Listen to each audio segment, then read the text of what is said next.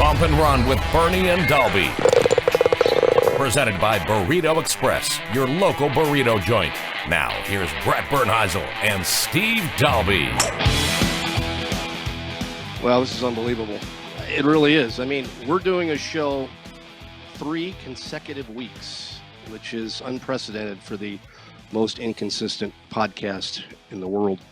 This is for our Spanish listeners. We have a few of them, I think. This is show 24, number 24 for our Spanish-speaking listeners. Dahlby, welcome back to the show. Did you enjoy your week off from not doing this? I got some stuff that I needed to take care of done. So my dad's not feeling very well. So I was up in Puyallup, Washington, Seattle area, and hopefully things are starting to head the right way. We'll see. 90's a lot of years, so we'll see how he bounces back from this one. And before we get into this, I just want to mention a good friend of mine who was my biggest Canadian follower. He never missed a show. My friend Ryan passed away this week at age 51 of a heart attack, and I put it on social media and things like that. I just want to let everybody know, if you start feeling like you're not feeling well, go get looked at. Don't blow it off. He was a very stubborn person.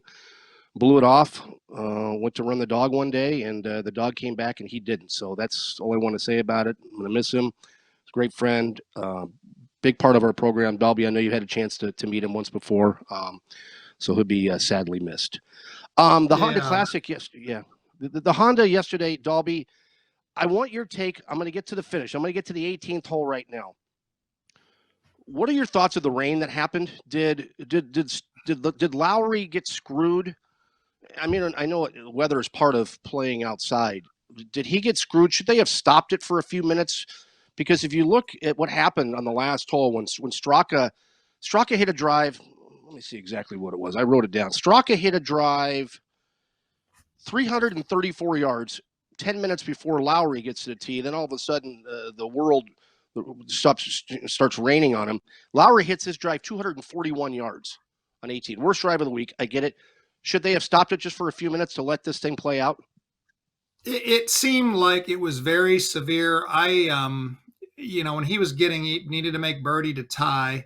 And when he was over his third shot, it was raining hard. And then obviously with winds and storms in Florida, they can come up out of nowhere and then they're gone. It was one of those squalls that came in, but generally with weather, the PGA Tour tends to be very conservative with bringing people in. You've probably you've been to a tournament and you look up and there's hardly a cloud in the sky and bang, the horn blows and they bring everybody in. Obviously, they're trying to get this thing done. They must have known that there wasn't lightning in or around the area, but it certainly I would say it was probably more bad luck because as I said, the PGA Tour tends to, they bring you in for what seems like no reason sometimes. So maybe it just got them all by surprise because it came in so fast, but it was unlucky for Lowry. Obviously, it affected his drive, which, that hole, if you get the right wind or if there's no wind, it's a pretty gettable par 5. And for him to hit it, whatever, like you said, 240, I'm sure it wasn't his most solid strike in the world, but he still laid up and he had a chance and didn't hit a good third shot. So it's just one of those things that happens, and it probably just didn't go his way. But a good win for Straka, down 5 going into the day and shoots 4 under 66 on that golf course.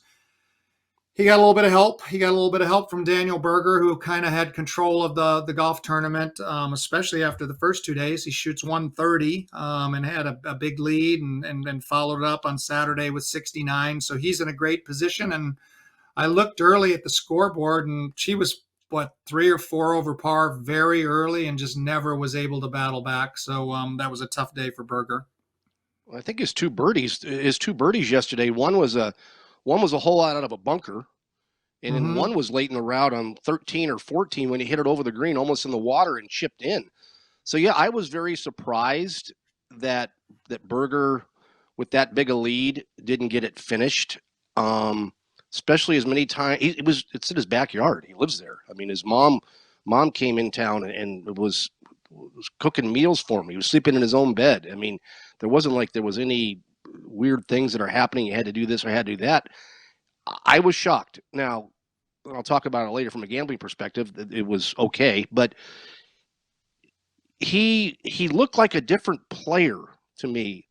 And they interviewed Jack Nicklaus, and Nicklaus said that the hardest thing, and then he changed his answer, but it was funny. But he said the hardest thing is to go on to sleep on a 5 or 6 shot lead.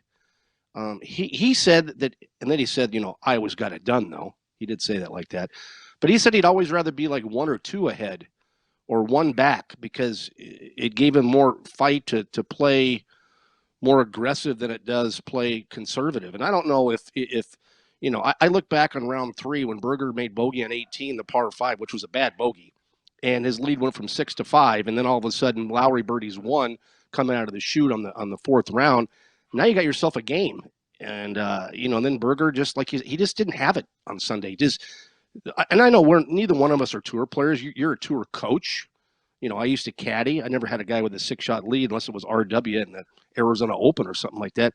But how as a coach perspective, I guess, what is the mindset of telling your player to play the course the way you've set the strategy up for the beginning of the week instead of playing, cautious? Well, I think that's the hard part, Bernie, is that if you have a lead like he has, a 4, 5, 6 shot lead, and I've talked about this many times, I think no lead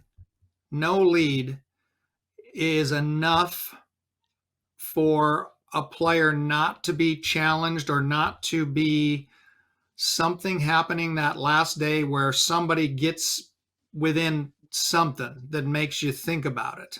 Meaning that even if you have a 6-shot lead, somebody goes out early and is 5 under through 6, and they're, now they're 3 back and they're charging before maybe that player hasn't even teed off or something. There's always going to be that challenge. So I do think that sometimes it's a little bit easier. And I would say with like Nicklaus and Jack, that's a very confident comment that he made like that I always got. I agree. It done. Yeah. He is a very, he was and is, when he talks about his play or, when he talks about his play, he was a very confident person, no doubt. That's part of his ability. He had a better mental. He knew he was going to win when other guys were just waiting. And I would say with Nicklaus, it was almost like, and it's kind of like Tiger Woods. Tiger Woods notoriously, maybe the first day not as good, then the second, third day getting yourself in position. And I think about Nicklaus and major championships. It's just like, just get yourself in position with 9 holes to play. And if Jack had that opportunity, he'd usually be, and maybe he's right. Maybe he got it done all the time. He didn't always get it done. He has had a ton of seconds in major championships. But in anybody's case, I think you're going to be challenged. So yeah, maybe it is a little bit easier to be where I've still got to put my foot on the gas and I've got to go. This golf course at PGA National is not a golf course where you just go. This Florida swing. I love this Florida swing because 2 over par is the cut, even par is the cut. Maybe someone will shoot 20 under at Bay Hill, but maybe not. Maybe the winner will be, I like single digit winners, that, where they've got to actually play a little more golf than just make birdies. And so this golf course, very difficult. I think Berger probably, he got everything maybe out of his game through 54 holes or 53 holes, like you said, Bernie. And then it just kind of went the other way, like it probably did to a lot of guys during those first 53 holes. And it caught up to him on yesterday. And it's the kind of golf course where if things go wrong, it's hard to bounce back. Why was the field at the Honda, and I'm not saying weak, but it wasn't as stellar as some of the other tournaments on tour? when you look today, there was a big member guest at Seminole in Florida, which they have every year, the Monday after Honda, and you saw the top players in the world all there, but yet there wasn't one top 10 player in the world that played in Honda. Is it the golf course? And I've read numerous things, and you've been there. I never have. Why doesn't the top players want to play at the Honda? Well, I think you look at the last couple weeks, Bernie, and you have a very, very, very, very strong field at the Waste Management. And then you had, I think, it's an invitational at Riviera. So you have a very strong field at Riviera.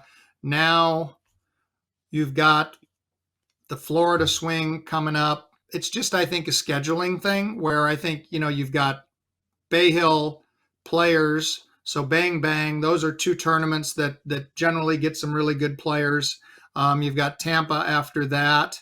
There's World Golf Championships coming up. So guys got to take a break at some point. And so probably it just worked out last week that was the place where maybe, okay, I'm over. I've played in Phoenix.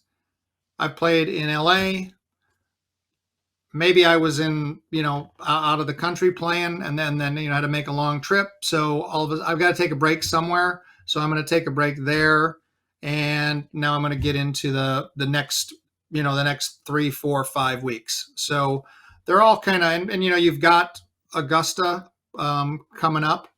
So everybody's schedule is starting to kind of work around those top players. They're all looking at, okay, how am I going to get prepared for Augusta? Do I play San Antonio the week before and play into it? Or do I take that week off? And then what do I have before that? So I think it's more the scheduling than it was the golf course. Because the golf course is good. It's a good golf. It's a hard golf course, but it's a good golf course. And, for a top 10 player, you'd think it would be a golf course, you want it to be hard. So I think probably just it was one of those, the scheduling was more than anything. What do you think? I don't like the golf course at all. I think just from a fan's perspective, it's hard to watch. It's just me. I don't know. I get what you're saying because you come from LA. Now you got to go to Florida. A lot of players live in Florida. A lot of players live on the West Coast too, by the way, or Texas. But anyway, I think the transition from what you said from West Coast, now East Coast.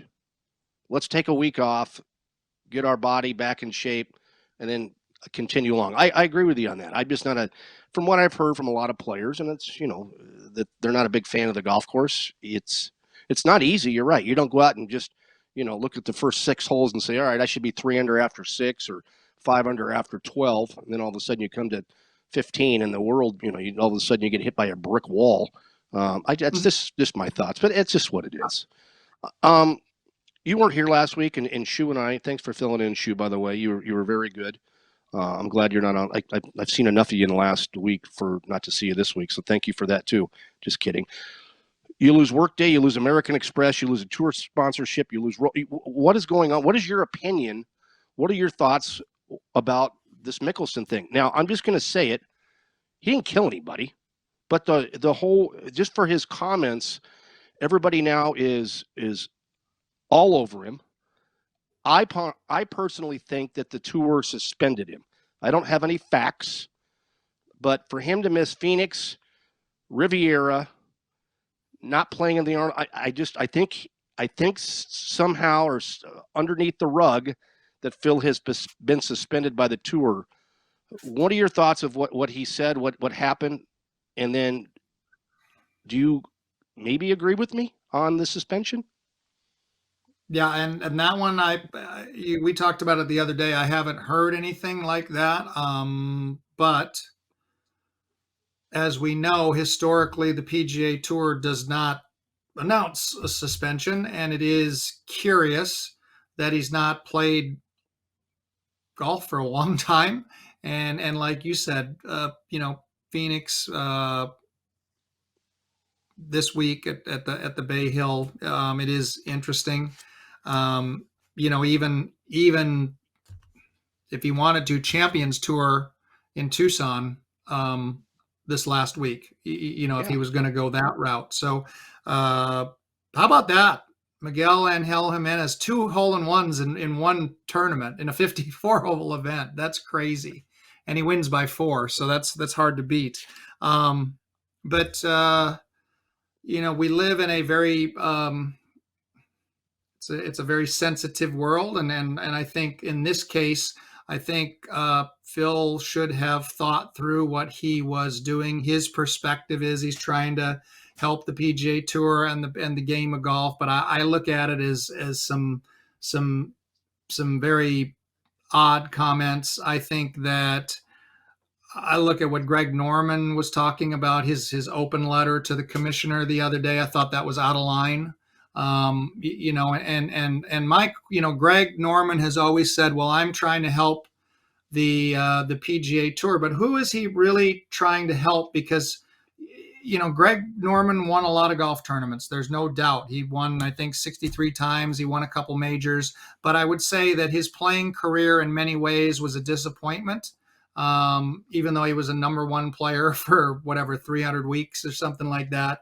But I would say from a major championship perspective, a historical championship perspective, he let a lot get away.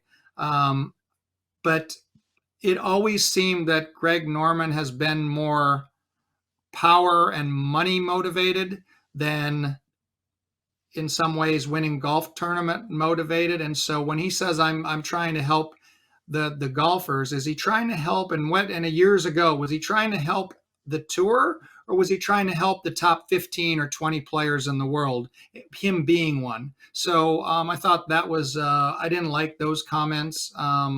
And you've seen how the players have kind of rallied around the PGA Tour. There was an open, or there wasn't an open, it was a required meeting the other day, a closed door meeting with Jay Monahan and the players. So bad, stupid comments result in companies who are paying a lot of money, who maybe are sensitive to those comments, and they have every right to pull sponsorships. And it happened this week. It happened a lot. So it's too bad for Phil.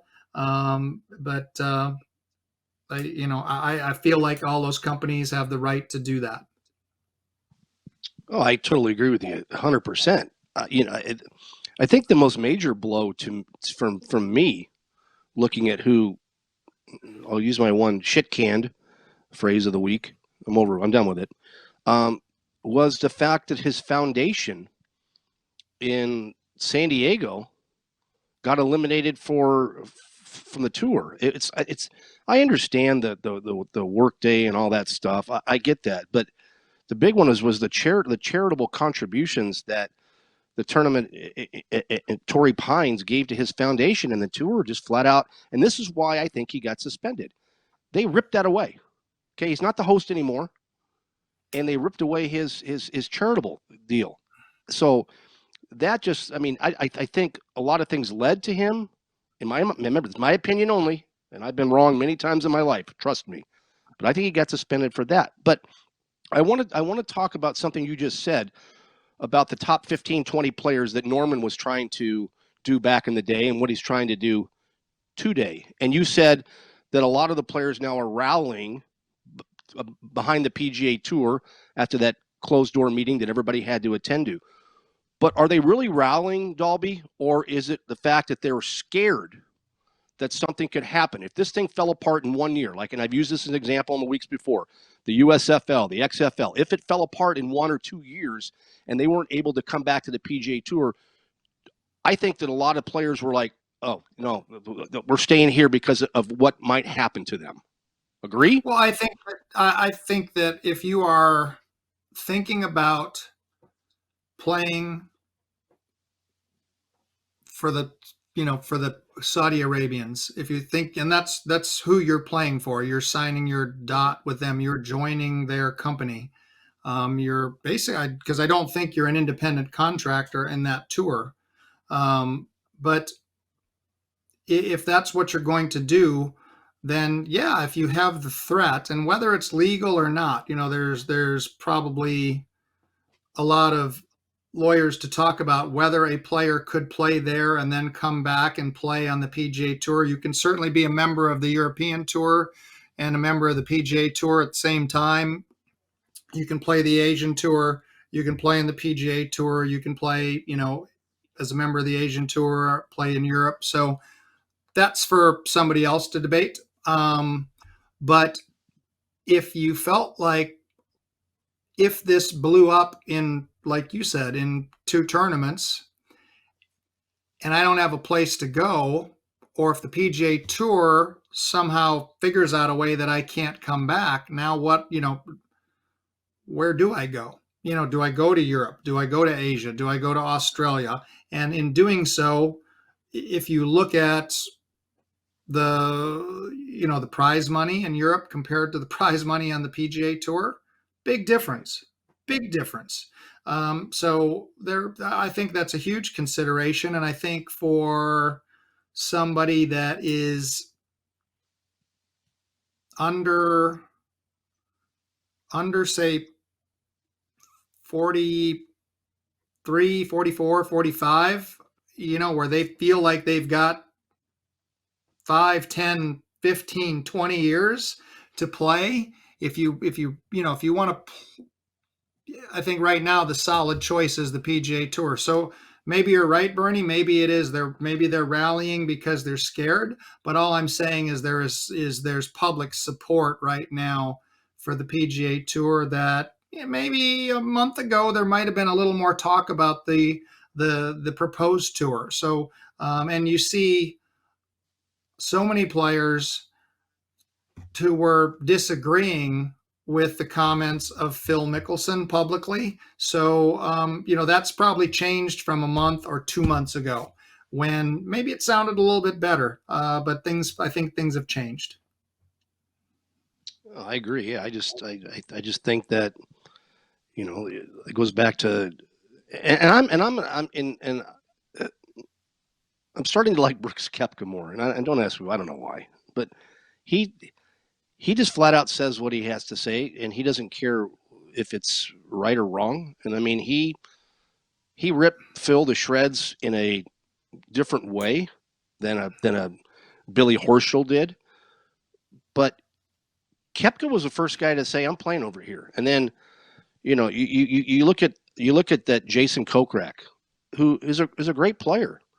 And he said he wants to be retired by, 40 or 41 years old to be able to watch his kids. Well, Jason, I'm not your financial advisor, but I think you have enough money if you wanted to quit at 41 playing over here. You'll have enough money. You could probably quit now and have enough money to watch your kids play. I'll be very interested. And this goes back to the Koepka. He thinks that somebody is still going to jump. And I'm excited and anticipated to see which player, whether it's a top 20 or top 40 or top 70, which player jumps first to go over there? Because somebody's gonna, that, Dahlby. Well, and so then it also says something to the man, and there's nothing wrong with if Jason Kokrak, if let's just say they wanted to write him a check for $25 million. And he got that check in hand, and he's basically that's all he's trying to get. I mean, that's whatever 5 more years on the PGA Tour or something, and he can go away and do what he likes to do, watch his kids, have a, just do his thing. That's fine. That's fine, but it also maybe, as I said, it shows to the man, it might be like, okay, well, maybe he's in his mind past his prime where, I don't have a chance of winning a major. I don't have a chance of being a FedEx champion. I don't have a chance in history of being something special. So I'm going to take this opportunity and take care of not just, you say, well, he's got enough money now, but, 25 million takes care of a lot of generations. And so I can understand that, but I can also understand Koepka right now, who I think, there's a fierce competitor in there that has won major championships, that has dominated the golf world not too long ago, that sort of had the formula for major championships. He battled some injuries. Maybe he thinks that he still has a little more of a run. And, there's those guys that play, there's guys that play to either play golf, whether it's for $1 million, the opportunity for $1.5 million a week, with a win, or play golf because they just love it. Maybe they just, they play for $10 at home when they're not on tour. They just want to play golf. There's also those guys that I think in terms of history. You think of, you look at a Tiger Woods who thinks in terms of his golf-wise, his historical relevance in the game of golf. That always was something that he talked about when he was a kid, that he wanted to win, so many majors. And he's not going to get to his goal probably. He's not going to get past Nicklaus's majors. He basically, he's kind of said it's going to be a long time before I'm even thinking about playing at a real high level. So different people, different thoughts, maybe different age groups with the ability to maybe cash one more big paycheck, different. And these guys, as I said, these guys they're different than Aaron Rodgers, who's demanding $50 million for a year. They're different than some of your Angels that are going to get this big signing bonus even when they're coming out of high school. So I can see the allure of that. But I also right now, and I'm interested too, but we'll see how it all plays out. But it seems like, at least for now, the PGA Tour has a good firm hold of kind of where things are at least for now. So what you just said reminded me of two things. One about Tiger. There was an interview that happened this week with his former caddy, Steve Williams, who was with Tiger for many, many years. And he told an interesting thing that Tiger never, ever did in his PGA Tour career. And it goes back to what you just said about money. And you know this better than I do, but I still know it, that every week on the Sunday at a PGA Tour event, when you sign your scorecard, there is a piece of paper on a table or somewhere nearby that shows you how much money you won, whether it's winning, finishing second, third, fourth, whatever it might be, tied 27th. You can figure it has it right there for you. Tiger never once in his career ever looked at that piece of paper because he didn't care about the money. He wanted, it was all about the victories, which I thought was pretty cool. It was a pretty cool when Williams told the story. And then it goes to when you talked about major championships. And in my opinion, this was the tweet of the year that came out today by Max Homa. The odds for Augusta were adjusted today. And Homa tweeted out, Tiger is still a favorite over me to win Augusta, when I think you're on the same page as I am. We don't even think he's going to play, but yet Tiger is still favored over Homa. I thought it was one of the best tweets I ever saw in my life. Yeah. Homa's good. Homa's a good guy. He's funny. I like Homa. He's a good guy. What do you? How about the Tiger thing? Not looking at the prize. Doesn't that show you? And I bet you Koepka's looked, but I think Koepka's kind of like Tiger, that he's not going to go look to see what third place paid. He doesn't care. I would have expected, that story. I've never heard that story. I didn't see that interview, Bernie, but that would just make all the sense in the world.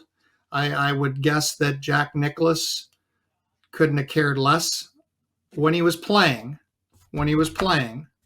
about the money. In his business life, I'm sure he cares. I'm sure he cares what he gets for a golf course and stuff like that.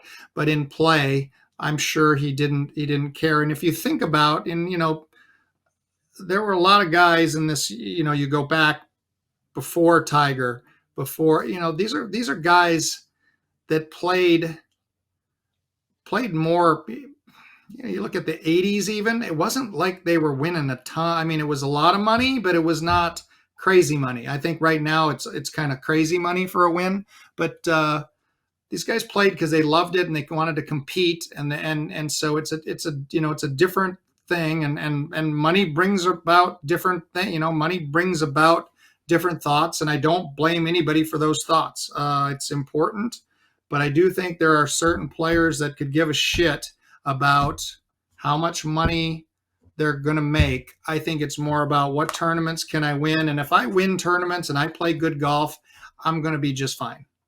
Now, I think they know that. Yeah, very well said.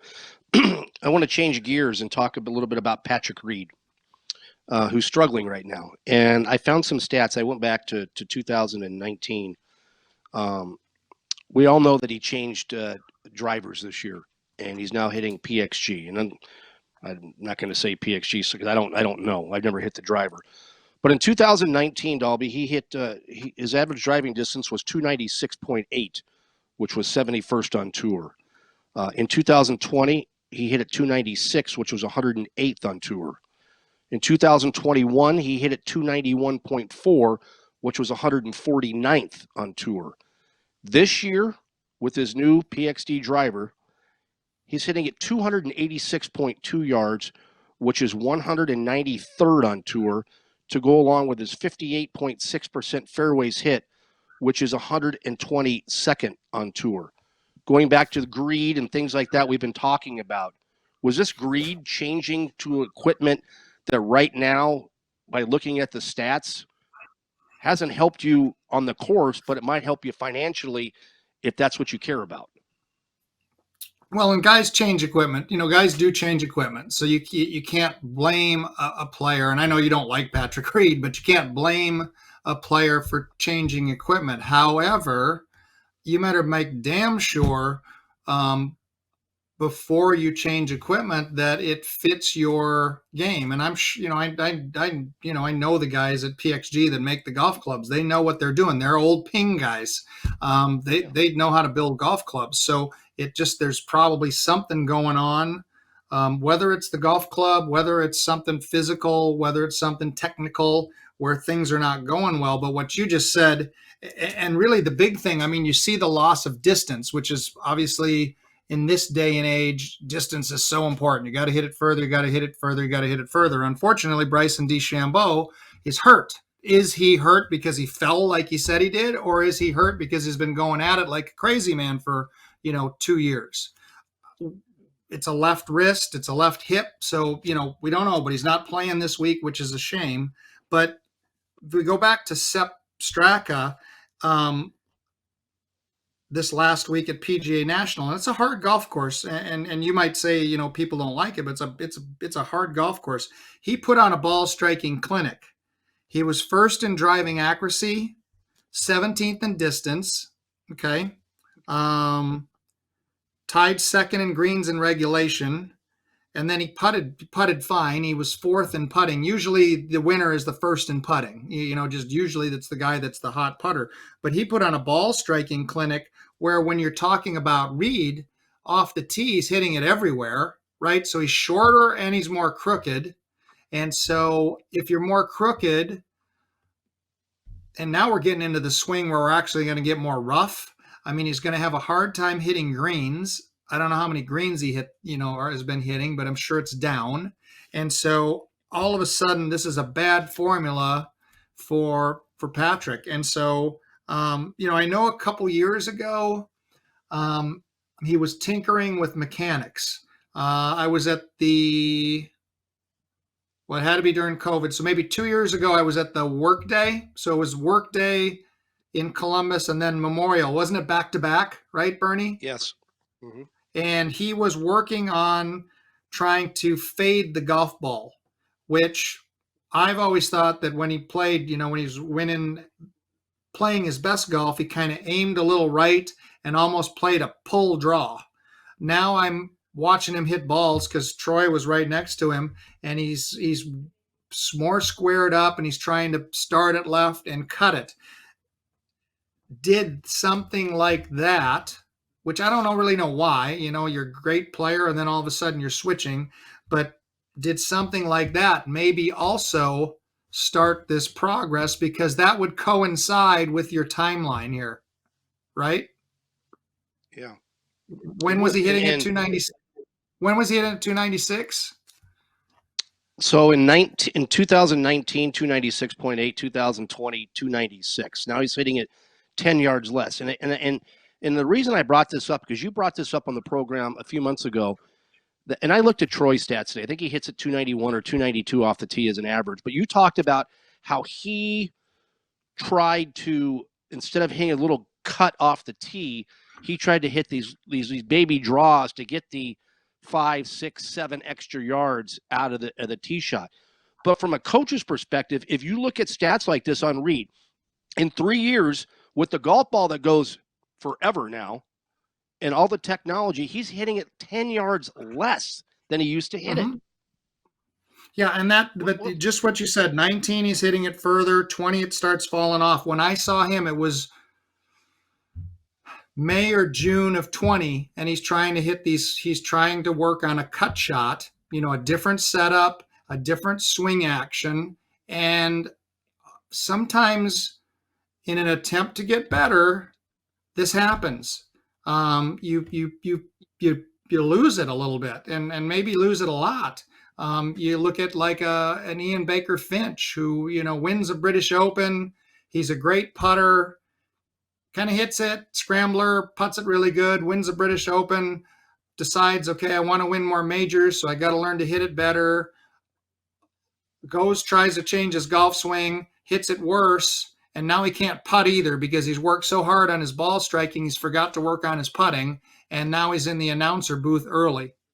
And he's a good announcer, I'm not saying that, but I mean, this is a playing career that stopped quickly after winning a British Open, and that was, I think, you could blame a technical change. In Troy's case, about a year ago, trying to maybe catch a little more distance, trying to go a little more right to left. And I actually, about this time of year, actually it was a year ago, I said, hey, let's start trying to just off the tee, go back to the left to right, hit more fairways. He is now able to kind of go both ways, which is great. I mean, I think that's why he's playing. I think he's playing some of his best golf of his life, because he can turn it if he wants. He can also cut it if he wants off the tee, which is great. So in that case, we were able to figure that out. But there was a little backtrack for a moment, and that as a coach, I think, is so important. I think you have to be very aware, because I think as a coach, you have a huge responsibility to your player that, yeah, you want them to get better, you want them to win, you want them to do things, but you don't want to take the 75th player in the world, or say maybe actually, let's say the 62nd player in the world. 62nd player in the world, you get some nice things. You get to go to Austin and play in the match play every year, right? But you take that 62nd player in the world and you fuck him up, and now he's 312th. You've just killed a career. And as a coach, I feel like that's a huge responsibility to your player not to let that happen. And you better be damn sure that you look at these stats and know exactly what's going on, so that hopefully that doesn't happen. And I'm not saying that, they did anything wrong with Patrick. I'm just saying what I saw in 2020. Yeah. Speaking of this week is the Arnold Palmer Invitational. You already mentioned that Bryson is still hurt, so he withdrew today. I'm surprised you're not there this week. You got both your boys in, Merritt and, of course, but Sean O'Hare, he got a sponsored exemption into the tournament this week. Am I correct? He did. I talked to him yesterday because you told me he was in, and I was like, I didn't even know. So, you know much more about golf than I do. You know way more about golf than I do. I'm doing my thing, but I actually, it was funny. It was Saturday. I had a busy day. I was at Phoenix Country Club, and I had a 10, 11, 12, 1, 2, 3, bang, bang, bang, bang, bang, no breaks. I think I drank 2 sips of water during that time. I mean, I was just stacked, right? Okay. And my 1 o'clock lesson walks up and he hands me this piece of paper, a couple pieces of paper stapled together. And it is an article from, I think, 2005 or 2006. And that was a Golf Digest article. I had a picture of me with jet black hair. I had wrote an article about Sean. It's his rookie season. And he said, I found you. I was looking and I found you and I found this article and I want to swing like this guy. And I said, well, how old are you? And he said, 62. I said, well, this is a kid that's 23, so we may not quite get there, but I'll do my best. But I I called Sean and I sent him a text of this article, and he called me back and we were talking about it, and he did say he got in, which was great news. They were going to give a sponsor's exemption to Martin Laird, and Martin was able to get in the tournament on his own accord. And so Sean got the exemption. He was next in line for the exemption. And so as part of that, he usually plays in the Seminole Pro Member. That's today, the Pro Member. And so he had to skip that because one of the requirements of being a sponsor's exemption, he had to play the Monday Pro-Am. He played at Bay Hill, so it was a good practice round. And he's been playing well, so he's excited to give it a go. And he has had some luck there. I mean, there was years ago, he battled Tiger Woods. They battled shot for shot, and Tiger made a putt. Imagine this, Tiger made a putt on the last hole to win the tournament, and he beat Sean that year. But hopefully things will go well. And then another thing with Sean that happened, and he owes me a beer for this one, maybe a couple. When we were over in Riviera, Troy's caddy, Bobby Brown, Bobby's son is caddying for a young kid, Austin Smotherman, a kid off the Corn Ferry. Yes. Who's doing okay. He's doing okay. And kid swings it really good. He hits it a mile. I hope it goes well. But Troy was paired with Scott Piercy, and Scott had actually asked about this Smotherman for New Orleans, and just turned out I don't know if Smotherman has another partner or whatever, but I was able to kind of interject Sean O'Hare, and Piercy and Sean are going to play at New Orleans, which is great because, as you know, Sean's playing out of kind of a not the best category. It's a lower level category.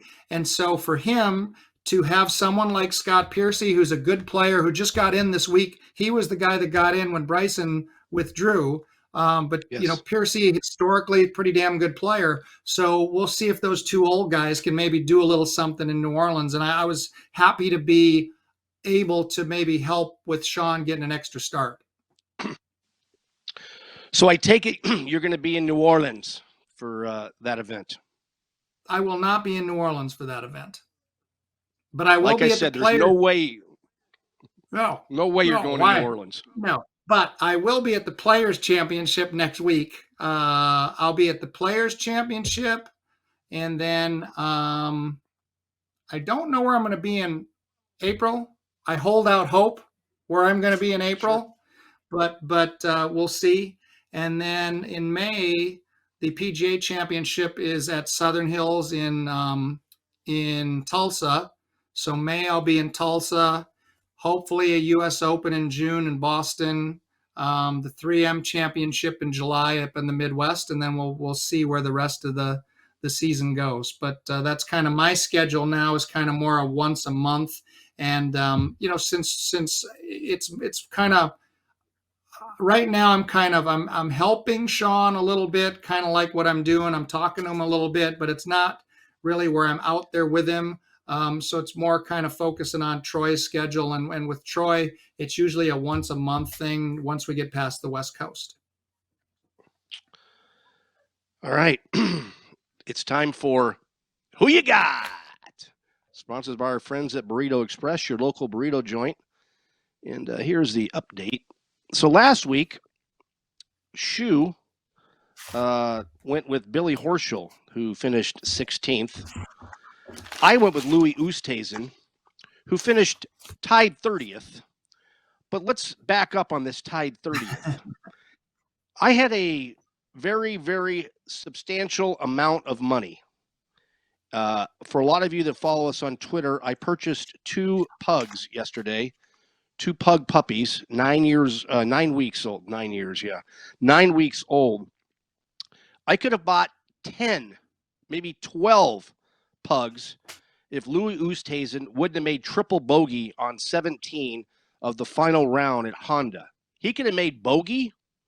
He could have made double bogey, but he made triple bogey to take him from 16th to 30th. And you don't get paid much on 30th, especially when you have a subsizable bet against the guy he was playing with and you lost by 1. So I didn't win. And your guy, Tommy Fleetwood, who you faxed us in last week, and thanks for doing that. I don't know if my fax machine's working this week, but you had Tommy Fleetwood who missed a cut. So here's the updated standings right now. As you can tell, Shu is pre-show was pissed because he thinks he should be trending up. No, he had a terrible week the week before and won this week, so it's more of a neutral, where I've come off a victory in a second, so I'm still trending up. You, coming off last and last, are trending dead downward. So with that, Shu, you have the first pick this week in who you got. Yeah, I still don't think that's fair. I mean, I'm coming off of a victory, and you have me neutral. I'm still in first place. I picked. I won last week. Doing it right. Right. It should be trending. It should be trending upward. Okay, that's all I'm going to say. It should be trending upward, and it will trend upward because I got a good pick this week. I'm going to pick somebody that's won here before. Guy has played well at this course. Okay, I'm good. Give me Tyrrell Hatton as my pick this week. Oh. All right, you're going with Tyrrell Hatton. Okay. All right. I thought when you said win, then I knew I was fine. I'm going with Keith Mitchell. Here's a guy that's trending up right now, playing really, really good. Has finished top 6 there twice in the last 3 years. Give me the visor-wearing Keith Mitchell for my pick, and who you got. Dahlby? Well, so I failed with a European last week. So I figure I can't fail again with a European. I don't think. I probably could, but I don't think I can. So I'm going to take good ball striker Paul Casey this week. Paul Casey. You're going with former Arizona State University Sun Devil. Yes, Whisper Rock member. Who is also on the list for potential players to go over to the Saudi Arabian League, by the way. Okay, so it is what it is. So that's how it. So all right. So Hatton, the winner Keith Mitchell, and then you have Paul Casey. Anything you'd like to say, Dahlby, before we cut podcast 24 out of the way? Yes, I would like to congratulate Zach Johnson on being named the 2023 Ryder Cup captain. He is going to keep the same format. It looks like 6 qualifiers, 6 picks. And as their rules are such, Steve Stricker will be named or is named his first assistant captain. I guess they always do that. And I actually hope to see Steve next week at the Players' Championship. He's battled a little illness, but I hear he's feeling better, and he has an exemption into the Players' Championship via winning the Seniors Player last year. So hopefully get to see Captain Stricker and say hello next week in Ponte Vedra. Perfect. All right, for Schubert, for myself, for Sean Crespin, who I haven't talked to still since we started this podcast last July. And thanks to our fine folks, our friends at Burrito Express, for sponsoring this. For Dahlby, I'm Bernie. We'll see you next week, hopefully, on podcast number 25, on the most inconsistent podcast there is in the world. Have a good week, everybody. Hit 'em straight, everybody.